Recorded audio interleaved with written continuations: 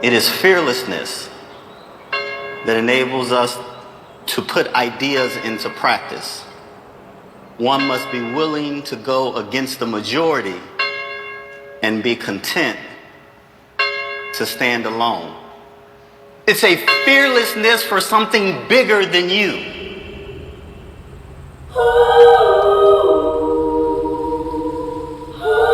I always thought about the good things in life. And I wish I can go back to that point where it was only good and never reality happening. When Dr. Jones created this, the students were building literally each building by hand. And all of that was around self-sustainability. The farm was what was sustaining them. Y'all remember like a year back, I was like, I want to go to Piney Woods. And then y'all was like, you better be ready. Hey, y'all, we in school. I feel like it's going to be a good day for real. I got braids. She got braids. Every day I go through this thing of asking myself, what am I really doing? And sometimes I just get lost in like what's happening. You make one mistake, now you're that mistake for the rest of your life. Let me be the mistake in peace. Many of our young people, they're searching for their place in the world. They want to be seen. I still prioritize education. It's a way of proving people wrong. It's a way of showing myself that I can do better than what I was told that I could do. Like, long suffering. Tell me what it means. It means to like stick it out, stick it through. Like, to long suffer is to like stick with a thing. What would be the legacy of the school if, unfortunately, we had to close? That's just not an option. We're the epitome of resilience and hope and all that good stuff, and you can't take that away.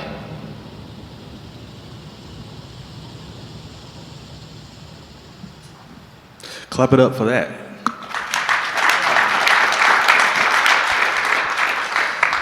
Welcome to our panel. My name is Curtis Valentine, and I'll be your moderator for today. It's really important that we sort of center the students that we fight for and that we serve at the beginning. And this documentary, I hope that you all get a chance to see it, will really give you a glimpse into the life of the students at the Piney Woods School. I am the co-director of the Reinventing America Schools project at the Progressive Policy Institute. We're a DC-based think tank. I'm also the founder of Real Men Teach, which is a national movement to recruit and retain men of color in education through what we call reimagining and reinvesting in their profession. I'm also a professor at the University of Maryland, College Park, where I teach education policy. And for the last 10 years, up until a few months ago, was on the school board in Prince George's County, Maryland, the 20th largest school district in the country. And so we come to this particular conversation around the past, the present, and the future from a lot of different perspectives. And today's panel and panelists are leaders in this space. If you're like me, I have a long history of family members who've attended school in this country from different perspectives, whether it be at an independent school, public schools. I have family members who've run boarding schools, have been educators in this country since the 1700s. And so we're going to talk about the history of education in this country, our foremothers and our foreparents who really drove education in this country, but also what's happening now, but even so, what's happening in the future, and how the type of model of school that our school leaders here are running can really help us to unleash a lot of the power and innovation that you all are learning here at South by Southwest.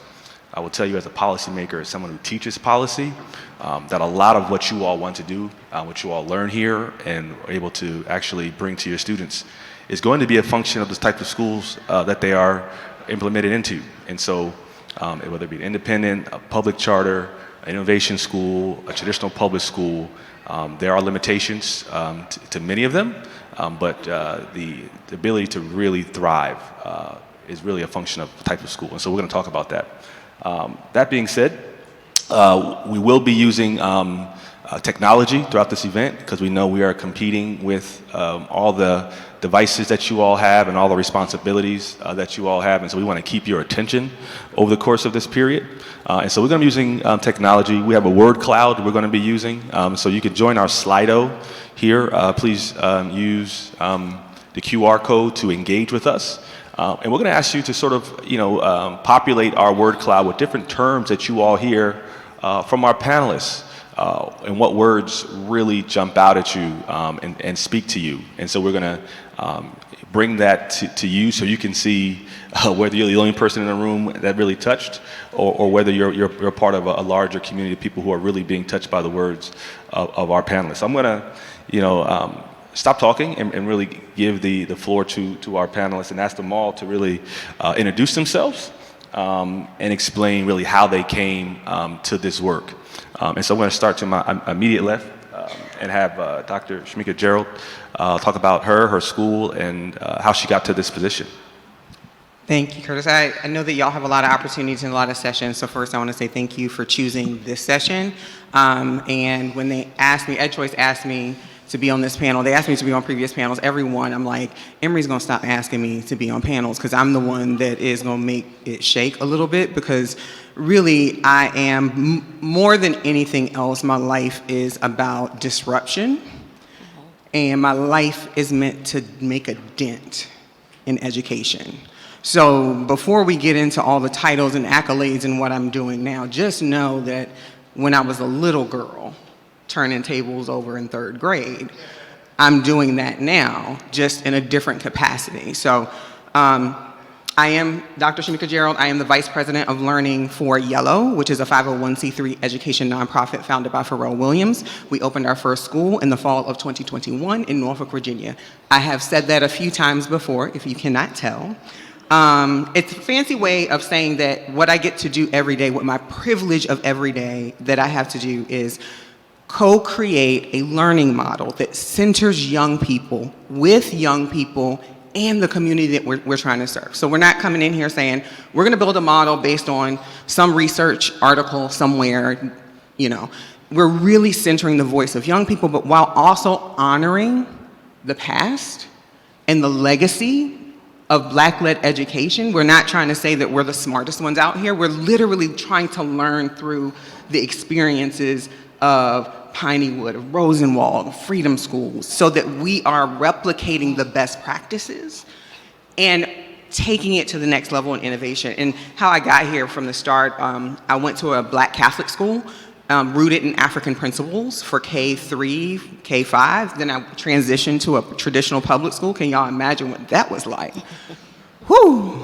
Bettina Love, Dr. Love just said she gave her nuns hell. I could not give mine hell because they were not playing that. But I did go to public school and learn that I had a disability, and Curtis and I had talked about this. I have ADHD and auditory processing disorder. Curtis says they're not disorders, they're gifts, and I believe that. But what I do want to clarify for you, I didn't know I was different until I went to a public school, into a public school system, where then I was ostracized, where before my people took care of me. It didn't matter that I learned a little different. They took care of me and figured out what worked.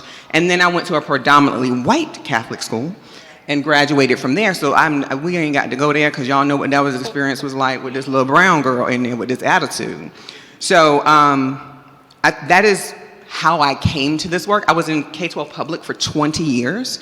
I did high school, I taught math. I never passed a math class in high school, but my degree is in applied mathematics. Let's check that point. And I have done high school principalship, Heritage High School, Newport News, Virginia. I did central office, so I've done equity assessment, strategic operations for a very large school division that predominantly serves Black and brown students. And then I got a phone call asking if I was interested in building learning models and making stuff shake. And my executive director, who's here, Stacy, called, and we had a couple conversations, and here I am today, making it shake and really trying to figure out what is best for young people. So I'm just truly grateful for the opportunity to sit alongside y'all, though, and learn in this conversation, because it's only going to make our work better. Clap it up for Dr. Gerald. Tiffany. Hi, everyone. I'm Tiffany Blassingame from the Ferguson School in Atlanta, Georgia. And I just can't even believe that I'm on this stage. Okay, I made it. Because I'm just down there running like the little school that could, serving our students of the global majority, and happy to be here. I was raised in the South. I was born in Atlanta, raised in South Carolina, if that tells you about my Southern roots. And basically, I was the token black girl, right? I would do all the things right because I didn't want to get in trouble, but I could never really be my authentic self. I come from a family of educators. My mom, my grandmother, my great-grandmother were all teachers. They all since have passed on. I wish they would have been able to see this vision and be a part of it here on this side. But the Ferguson School is a legacy school. It's what I'm leaving for my family. Is what I know is right for kids. We're considered a micro school, and for those of you who are curious about a micro school is a tiny school. It's anywhere between 5 to 100 kids, depending on the model, with small class sizes and usually multi-age classes. So at the Ferguson School, we have a K through 2 class with 10 kids and a 3 through 5 class that will have 10 kids. And so they learn together. We offer a culturally inclusive STREAM curriculum, with that R being for reading. And most of our families will drive across at least 2 counties and between 55 and an hour and 15 minutes to come to school each day because it's a safe place for them. So I'm just happy to be able to share our story with you. I'm happy to be able to learn. I have studied these schools and many others as we began our research just 4 years ago. We're in our 3rd year, and I'm happy to share with you today. Thank you so much. Clap it up. Will. My name is Will Crossley, president of Pineywood School. I was born in Chicago, Illinois, on the south side of Chicago, a neighborhood called Inglewood, 65th and Laughlin, about 2 blocks off Ashland, if you know Chicago. To a family of laborers. My mother finished high school, worked as a storeroom clerk. My father, mostly a truck driver, did not finish high school, but was the hardest working person that I knew growing up. But unlike my parents, I got a chance to go to college and graduate school and law school. Spent most of my career until now as a civil rights attorney, and was fortunate to be able to do that in Washington, D.C., doing voting rights work and work in discrimination, workplace discrimination, and more. When I was really young, my father drank more than he should, and he and my mother split. And so my mother was tasked with taking care of me and my 3 sisters, and we moved in with my grandmother. We called her Big Mama. But we could only stay there for so long because Big Mama had 15 kids, and she already had 2 of them and their kids living with her. And so we stayed there for a while, and we moved. And then it started a journey. We moved in with one aunt, and then we moved in with another aunt. We didn't understand it coming up that we were all but homeless, save the love of family. When I was 12 years old, our church introduced us to this place called Pineywood. And at the age of 13, I moved from my home on the south side of Chicago into Piney Woods. Became a student there, and it was the first time that I was in a school for more than a year. From K through 7th grade, I changed schools approximately 8 times. At the middle of the year, I would switch to another school, and then if we moved, I would switch to a different school. And so suddenly I had a space of stability. Suddenly I had a space of connection. And so a few years ago, as I was practicing law in DC, I was approached about coming back to Piney Woods. Piney Woods was on the brink. The auditors were saying we could survive maybe a year.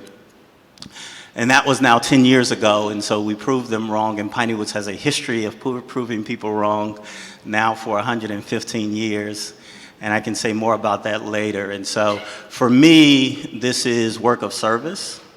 It is work of learning, but those of us who have been the beneficiary of sacrifices made on our behalf, we ought to be first in line, right, to ensure that the legacy continues for future generations of young people. And that's what drives me in this work every day, and pleased to be able to be here, be able to serve alongside each of you. I too have looked you up and extraordinarily proud and excited by the work you're doing. Thank you for having me.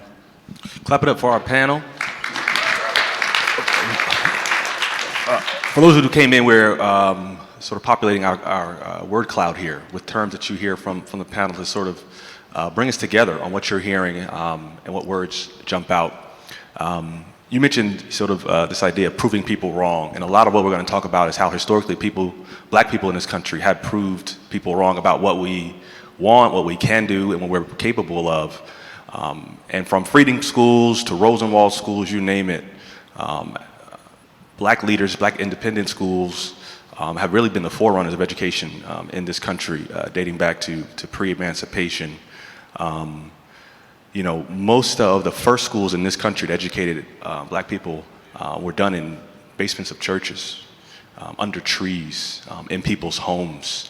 How many HBCU alums we have in this room? Odds are that your HBCU was started in a very small place. I'm a Morehouse man. I got some of my Morehouse brothers in the space. Morehouse College was started in the basement of a church in Augusta, Georgia. I actually was able to move into that space and see that space. Literally, it was only tall enough to sit. And from that space, you have schools that many of us attended. These schools are the foundation for education, particularly people like us, but for a lot of other folks. I want to just sort of highlight someone who's from my family, John Chavis. John Chavis was the first black person to ever attend college in America ever. He attended Princeton University in 1795. Returned back to northern part of North Carolina and also Mecklenburg County, Virginia, where I'm from, and opened up an independent school where he taught both black and white students. This is a black person who started his own school in the early 1800s. One of his former students went on to become a US Senator from North Carolina. And so when we bring leaders like this up and we highlight them at conferences like this, we give them space, but we also understand they are part of a long arc of African Americans in this country who have taken sort of education by the bullhorns and said, we can do this. And for those of you who don't know, when the Freedmen's Bureau came south trying to give African American education, they found us already having started schools. We had already established and decided that this was going to be a priority for us. Oftentimes when the slave master had sent their kids out to the field and said education was no longer a priority for them.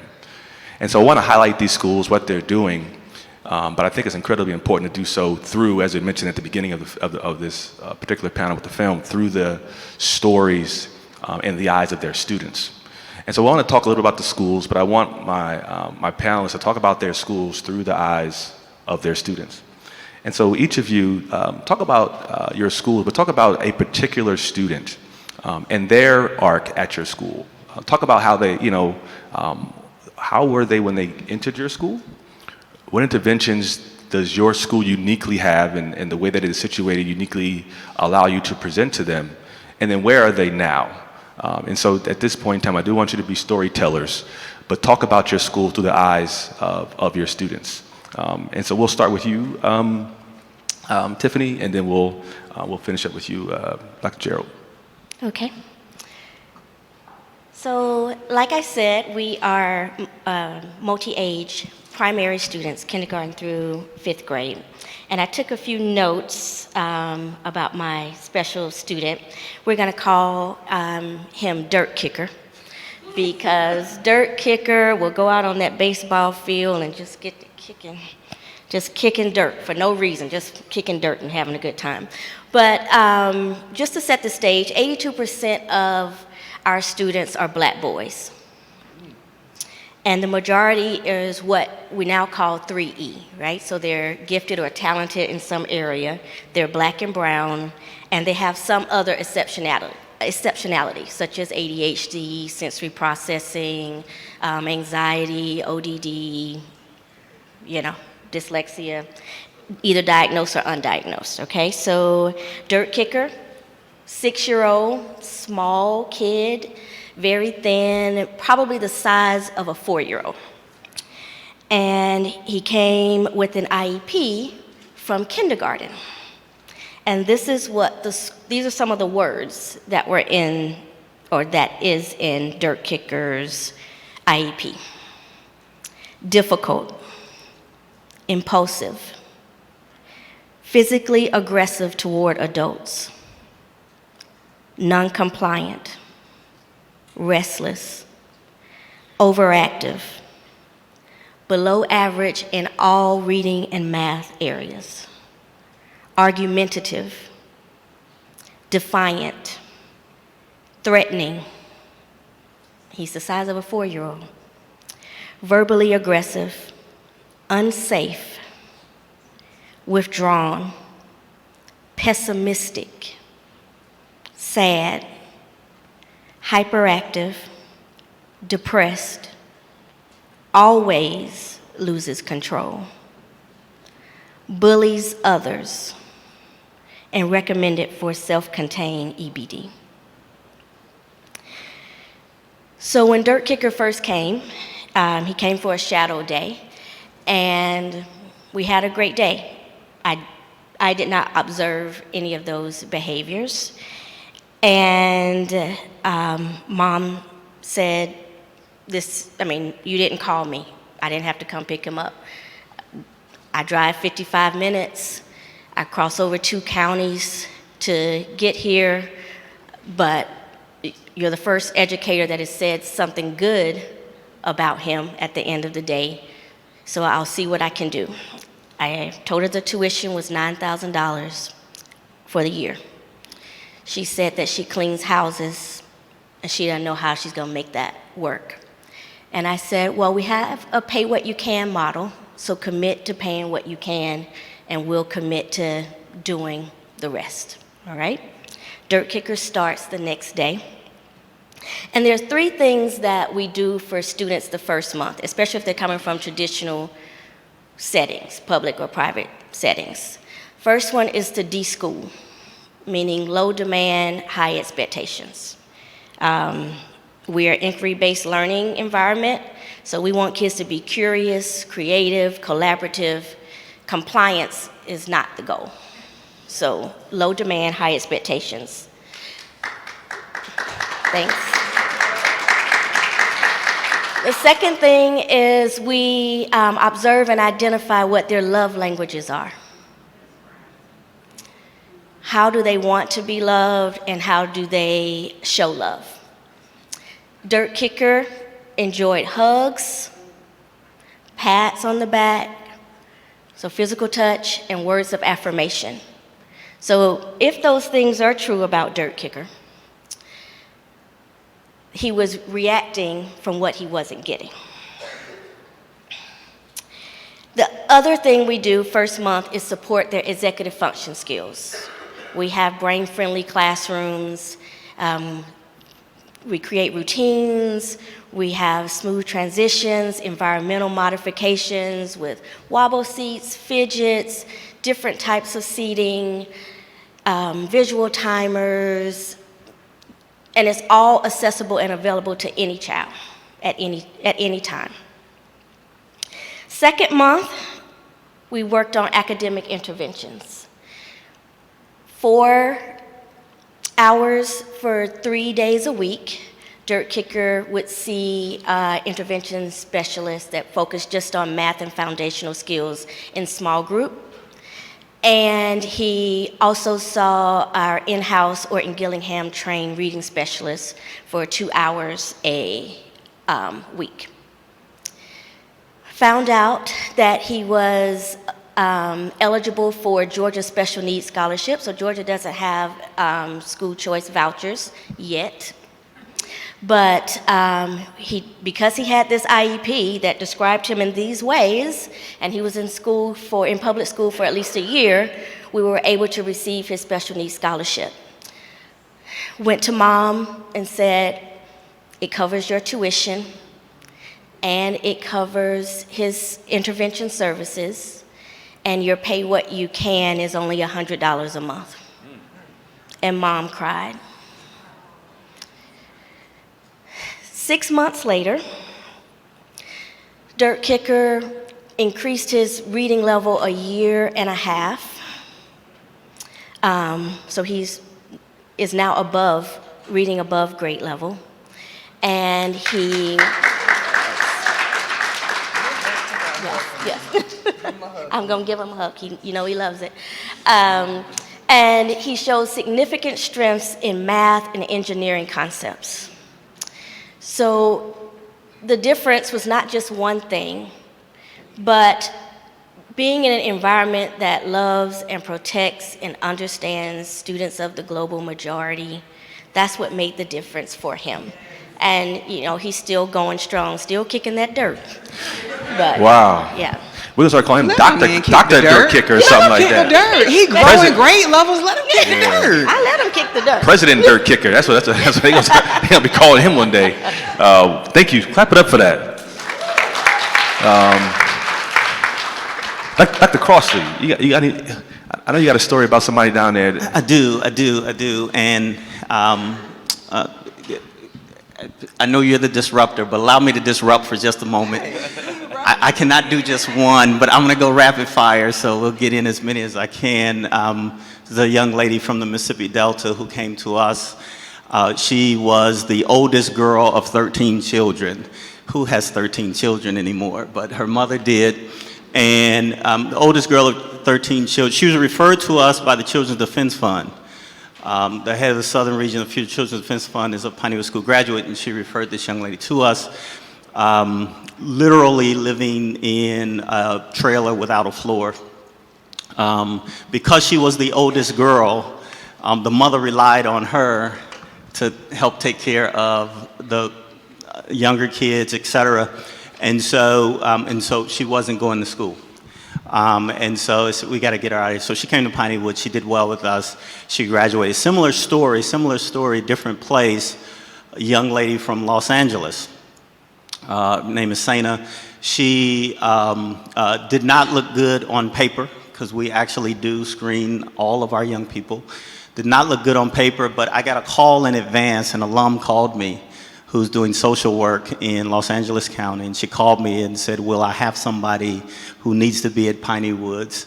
And she won't look good on paper. I'm telling you in advance. She won't look good on paper. And so I looked at her. I had a conversation with her. Similar story, that her mother lost her eyesight, went blind.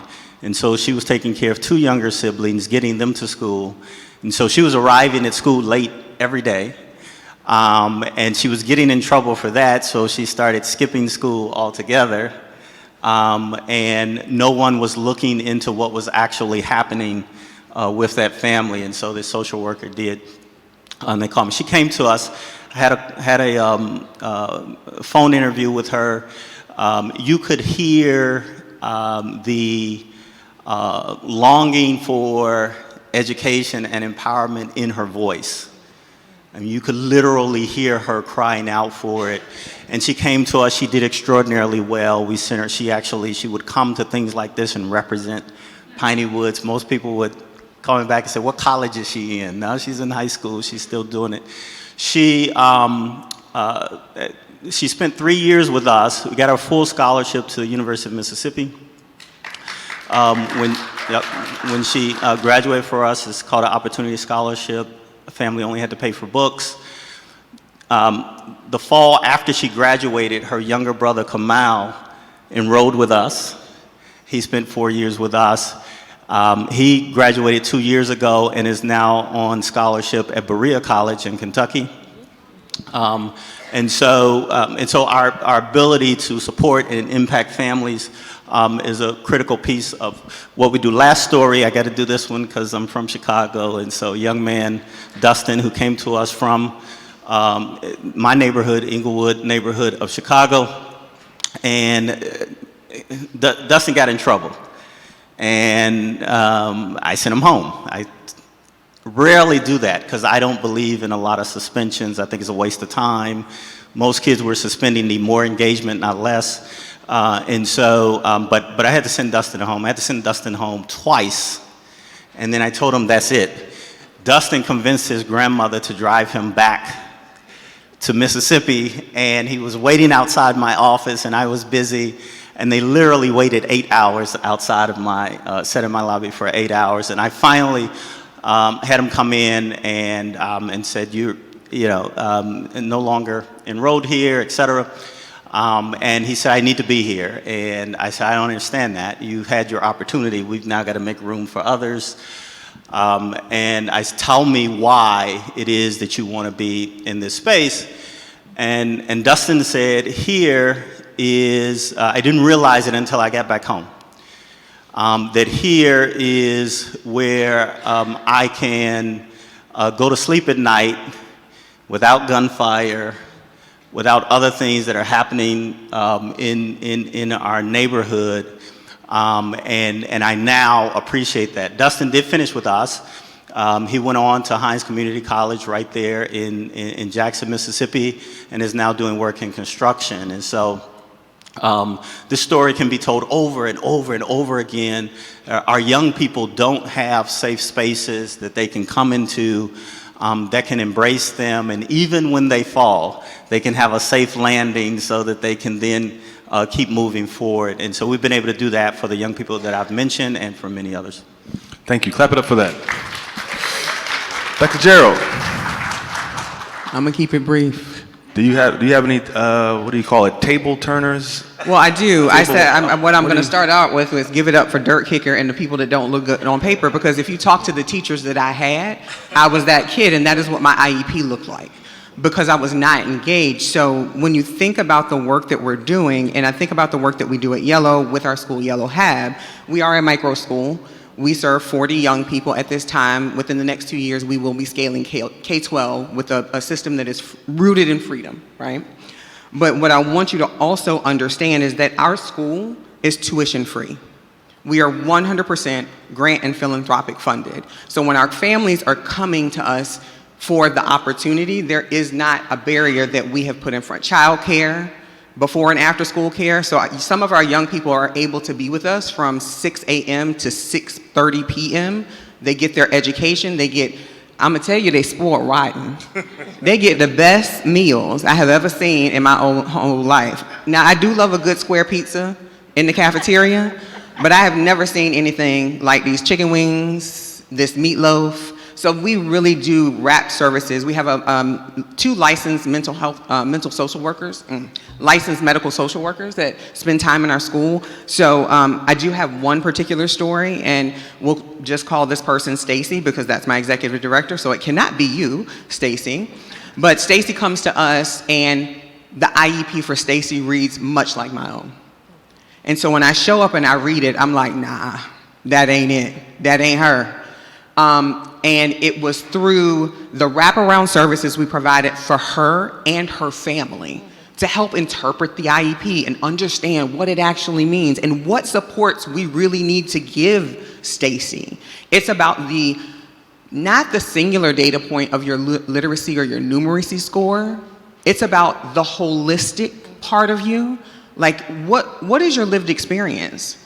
And I don't want to talk about ACEs, let's talk about PACEs. What are those positive things that counteract your adverse childhood experiences? So like the love language, if you need a hug, I can give you a hug, sis. Just tell me. But to watch that young person grow, because we're the new kids on the block. We only 3 years old, sis. Give me a high five on that, because we out here. Holding on. Yeah, holding on. But to see in a year and a half a full transformation of a kid that, much like myself, that when you pick up the IEP, you're like, Lord. And when you call the school, they say, oh, you taking that one? Can we send these other ones too? Because no, I'm serious. I talked to a principal and I said, I need the record. Can I send you 3 more? That is the mentality that some of our leaders have. We serve predominantly all Title I students, actually. Anyone that would be classified as Title I. 100% of our students right now are Black and brown, and we're about 50-50 male and female. So when you think about the things that we're talking about up here, this is best practice. These are the things that they tell you to do in schools anyway, but they can't scale them. So what we're trying to do at Yellow with this story of Stacy is show you that the assessments that we use, though different, work. And we're not giving up transparency or accountability, but we're wrapping services around young people that we know they need, that their families actually need, and it increases engagement and increases outcomes for young people. And not only that, it also increases opportunities for parents and caregivers to authentically engage in the education process. Have you ever seen a 3rd grader lead their own student growth conference and talk about their goals and tell you where they need help in literacy, numeracy, social emotional learning? The first time they did it, they cried because they didn't know what to do. But it's the unlearning, the deschooling. It's like, no, you're in charge of your life. You are the agent of tell us what you need and we build that. But we know that's what works. So why is it that we just have to do it at the micro level? We need to scale it to the macro level, and that's where I think we fit into the equation of how do we have different types of schools? How do we have opportunities for young people? We're showing you that this is a different way, but it's also a way that if we just, we gave millions and billions of dollars when it was COVID. My student loans still ain't forgiven though, but we got billions of dollars.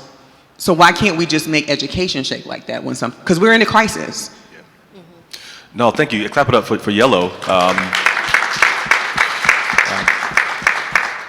So I want to go to you all, and we have a question. And here's the question. And this is something that I talk about, I dream about, I come to conferences, and I think about these things. I come up with new ideas. How many of you have an idea for a school you'd like to create? Like if someone were to give you the opportunity and to support your dreams, that from all the work that you all have done in all the different settings, whether as a parent, as an educator, as a student, you say, if I could do this, I have an idea for a school, whether it's this, and our next question, and I'm gonna ask you in a few minutes, is if so, what type of school you would create? But this allows us to imagine for a second, if we had the power to do it our way. Where's the panel on telling people how hard it is, though? That's what I want to know. Well, guess what? The traditional way of going about it is pretty damn hard too. Oh, I'm not disagreeing. No, but I say the idea that you would do that for something that's not your own, that's somebody else's dream, that's someone else's model, and you're still only doing it to the extent that they'll allow you to do it within certain confines. Again, I helped run a system for 10 years. Understanding that there were so many limitations to the aspirations and the dreams of school leaders and principals, and said, how come you all are doing it this way, and coming to school board meetings and saying, how come you aren't doing it that way, and all the bureaucracy that we had to deal with, that I know if they had the opportunity, and some of them had gone on to do so, but what they've created is something as a function of everything that they saw wrong, that they realized that they could do. And then the work that goes into it, it wakes you up in the morning, it keeps you up, but also, I'm creating something in my own image. And you just move different, that I think is important. And so 90% of you say you already have an idea in your head for a school. And we're gonna ask you what type of school in the next question. But I do wanna go back to our panelists and just highlight that each of you all have what some will call an independent school. They're not public charter schools. You did not partner with a school district to create something we call partnership or innovation school. And so the question to you, and I want to start with you, Dr. Crossley, is what about the way that the Pineywood School is situated allows you to do things in a way that if it was a traditional public school, it wouldn't be able to? And each of you will ask the same question. So what about the model of school that you created allows you to function in a way that serves your students and parents in a way that a traditional system would not allow you to do so? Yeah, so we're fortunate. We are independent board. We don't exist so much on tuition as we do on our philanthropic community, community of donors that makes it possible. So no young person is turned away from Piney Woods because they happen to come from a family that doesn't have the ability to pay. We expect families to contribute consistent with whatever their means are, and so we have a sliding scale, and we try to figure out something that's fair. But we're open to all in that sense. And in our space, as an independent school, we basically get to build our own curriculum, right? We get to decide what works for our young people, what doesn't work for our young people, right? What are those things that we can do in our space that are unique? We sit on approximately 2,000 acres of land in rural Mississippi. I have 1,000 acres of timber forest. I have a 250-acre demonstration farm. And so we can decide what we're going to grow on our farm. In fact, our kids help decide what grows on our farm. We can decide which animals we want to care for, and on down the line. We are responsible to an accrediting agency, and so we have to respond to that. But they essentially say to us, "Tell us what you're going to do, and that's what we will measure you against," right? And so we get a kind of freedom to be able to do that, which is consistent with who Piney Woods has always been. And so we began this work 115 years ago in Mississippi, in segregated Jim Crow, Mississippi. Say it. At that time, extremely rare college-educated black man, Lawrence C. Jones, our founder, who started this work at a time when black people were both legally and practically excluded from education. We did it then to create opportunity for young people, and we continue to do that every single day. And so I actually got an email yesterday for someone saying, well, what do we do about this situation financially, et cetera, for this family?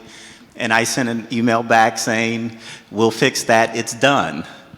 And we get to do that every single day. So if what we're doing today is not resonating with our young people, we can do something different tomorrow, right? And so the focus has to be on them. It has to be on, what's going to work in their space. And so we allow them to co-create this space with us, right? And we would not be able to do that if we were regulated in the way that others are. I just want to inject a name of a school. Some of you all, if you're from the state of New Jersey, you may have heard of the Manual Training School in Bordentown, which was the first all-black public boarding school in the North.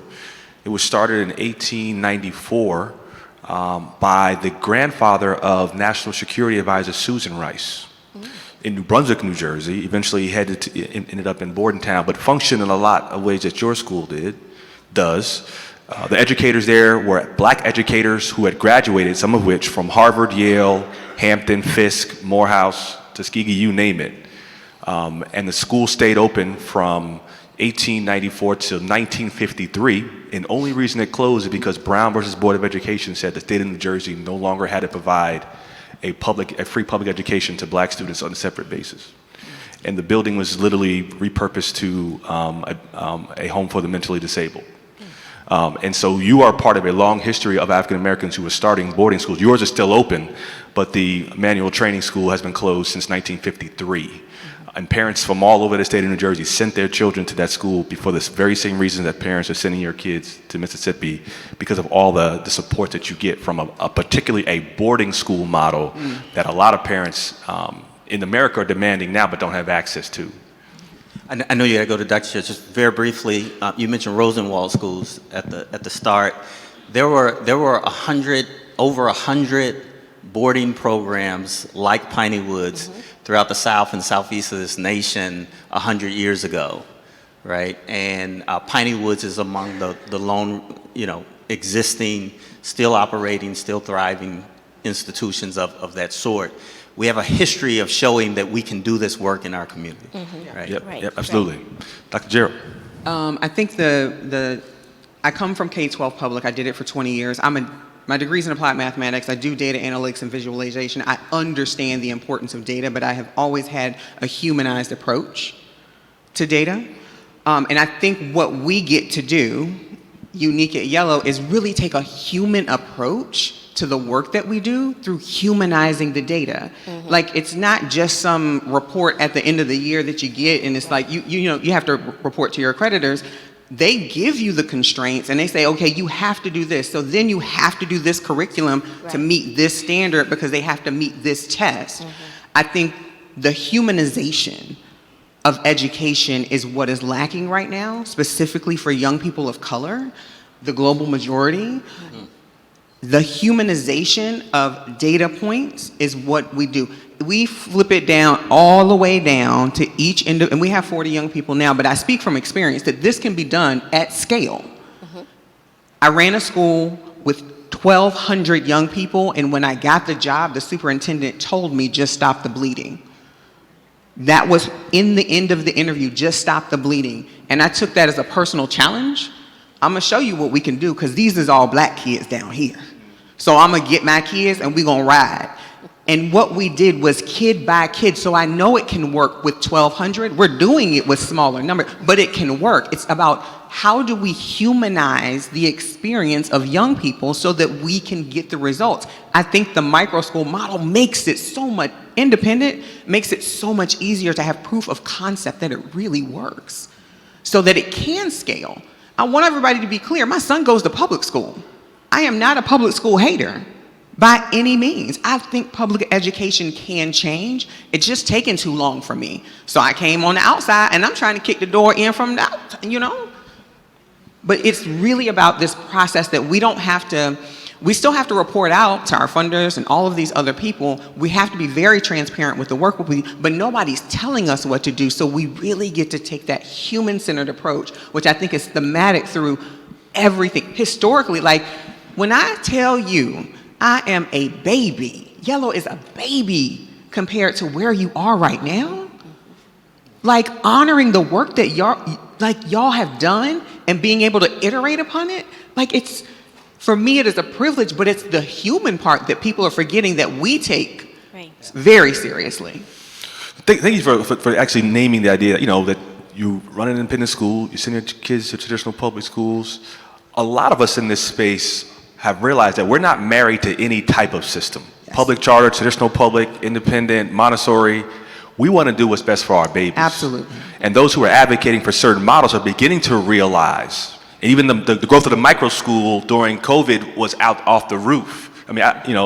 And so the idea that we are demanding what's best for our babies no matter, and in particularly places like the DC metro area, Washington, DC, where you have literally 50% of the district is charter, 50% is traditional public. In a single family, you'll have children half go to traditional public, half go to charter, some are homeschooled, because the parents are saying this is what's best for this baby, and this baby needs something else.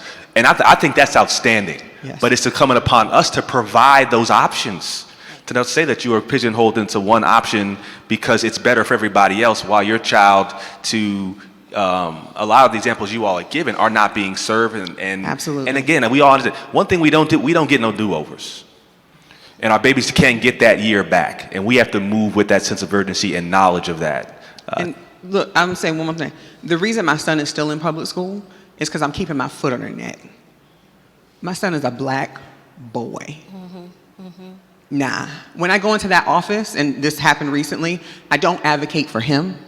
I advocate for all. If his school is the largest elementary school, they got 1,200 kids. I'm advocating for all 1,199 of the other students, because my kid gonna be good, because y'all gonna treat him right, because I'm gonna keep showing up. Yep. But that's why he stays in public school, because I'm keeping my foot on your neck, because you're not gonna keep doing to kids what you think you gonna pull them out. Nah, sis, you gonna keep seeing his face. Because we're not playing these games.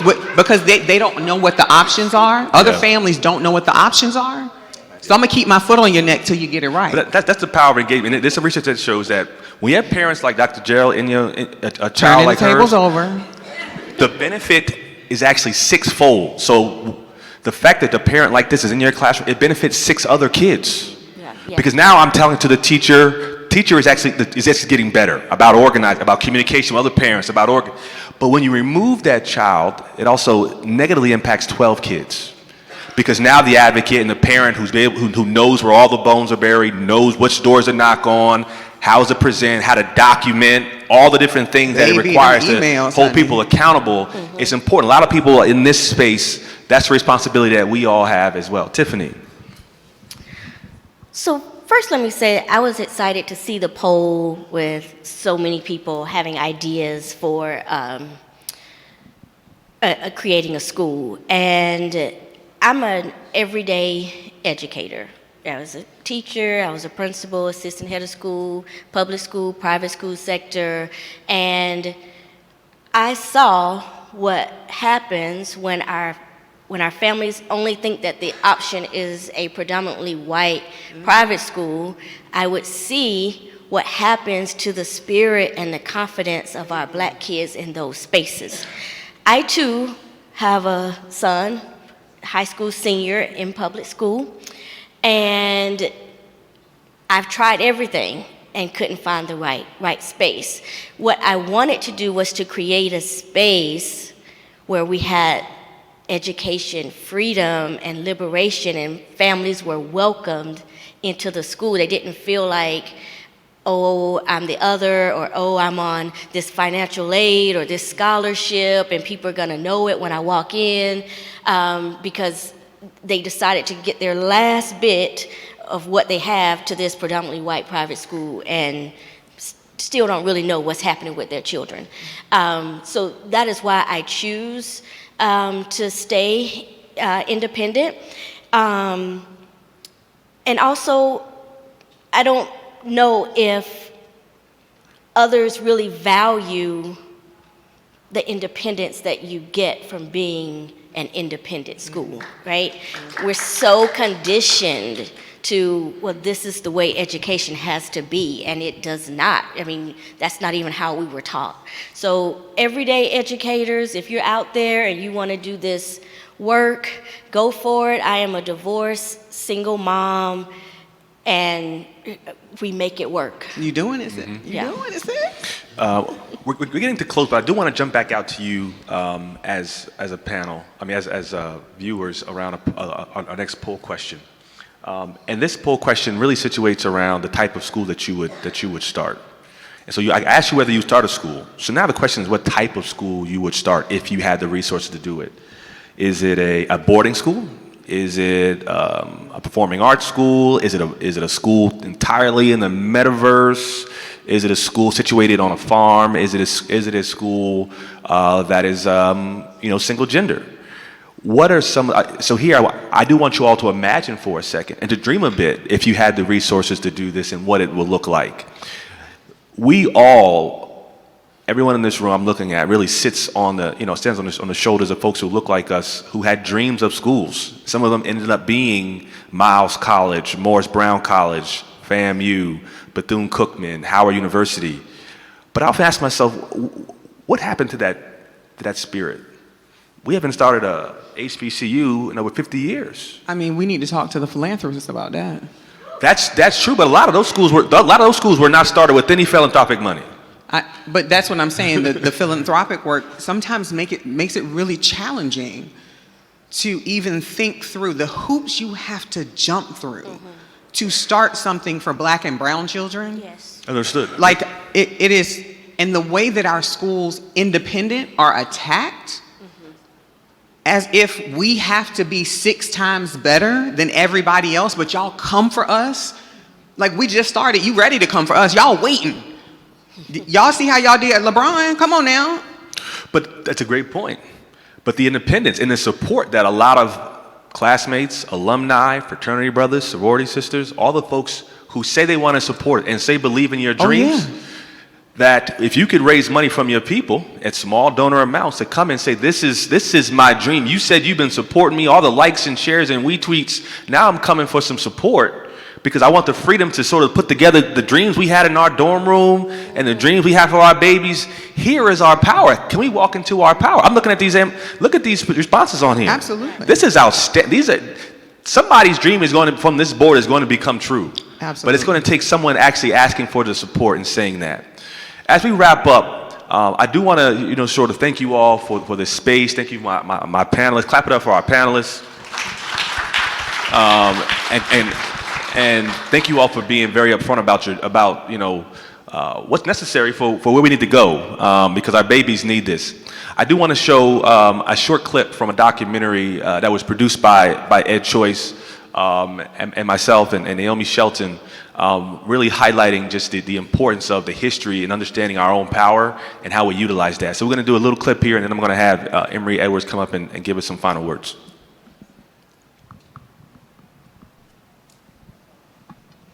Is what you gave. During the time of slavery, it was legal to do anything you wanted to the enslaved, anything but teach them to read and write. During Reconstruction, African Americans saw education as an important step toward achieving equality, independence, and prosperity. In many ways, more than other white Americans. And as a result, African Americans found ways to learn despite the many ongoing obstacles that systematic racism placed in their path. Their commitment to education had long-lasting effects on the former slave-holding states. As legislators and citizens of their community, African Americans played a crucial role in creating public institutions for themselves and for whites in the southern and neighboring states in the late 19th century. In fact, from the 1910s into the 1930s, philanthropist Julius Rosenwald and educator and activist Booker T. Washington built approximately 5,000 schools for the descendants of free and formerly enslaved African Americans in 15 states throughout the South. The Rosenwald Schools became the beacon for black education, as they were often the first choices in a black community. And by 1932, these schools were educating 1/3 of black children in Southern schools. If that ain't the epitome of black excellence, I don't know what is.